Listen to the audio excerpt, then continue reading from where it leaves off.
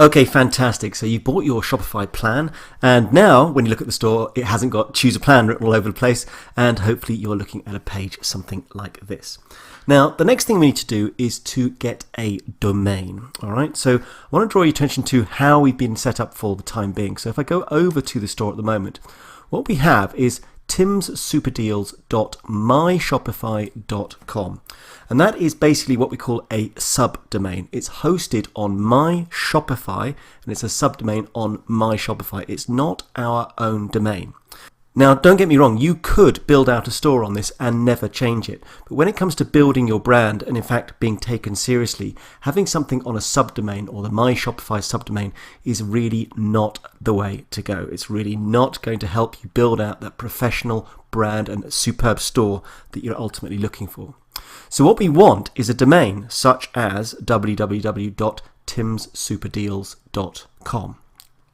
Now, there are two ways of doing this, all right? I want to make you fully aware of both ways and the limitations, the advantages and the disadvantages of both so that you can make the correct decision for yourself. Now, option one is to buy your domain through Shopify, which is a very straightforward process. If you just go down to the online store and go to domains, you'll have the option to buy new domain. Obviously, you won't see this if you haven't signed up for the plan, but assuming you have, all you need to do is in this bit here where it says domain, is to type in the domain that I want. So timssuperdeals.com. All right, now immediately it tells me whether it's available or not. I got this tick here, it's available, and it'll cost me $14 for the year. And all I have to do now is go through and buy it, and I would have that domain. And then what would happen is that Shopify would instantly switch from this, timssuperdeals.myshopify.com, to simply timssuperdeals.com. So that's a very, very straightforward process for $14 a year. Now, the disadvantage of this is when it comes to email. Now, Shopify does not have a full-blown email hosting service. What they do is that they forward emails. So what do I mean by that? Well, I signed up with tim@ecommercemindset.com, as I'm sure you remember. And with Shopify, I can set up an email, for example, info@timssuperdeals.com.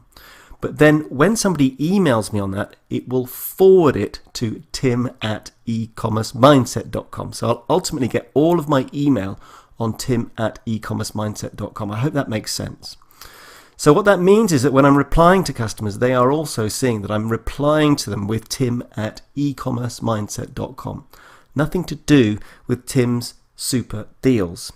So I hope you understand that important point. Now, you can certainly work like that. That's not really a big deal. But again, when it comes to building a brand, you are to a certain extent confusing your customer with now a different email address. And for me, I just find that unprofessional. But I want to stress that's my opinion after years in e-commerce, but you can certainly do it that way. So that was option one. So what's option two all about? Well, you might have noticed this link up here, connect existing domain. And what we can do is we can actually buy a domain outside of Shopify, okay? Not at all on the Shopify platform, but with another provider. And then we can connect it to our store. And the advantage of that is I then get the professional email setup that I want. So I'm going to show you that in the next lecture so that you're fully aware of both options. And as I said before, that will enable you to make the decision that you're most comfortable with.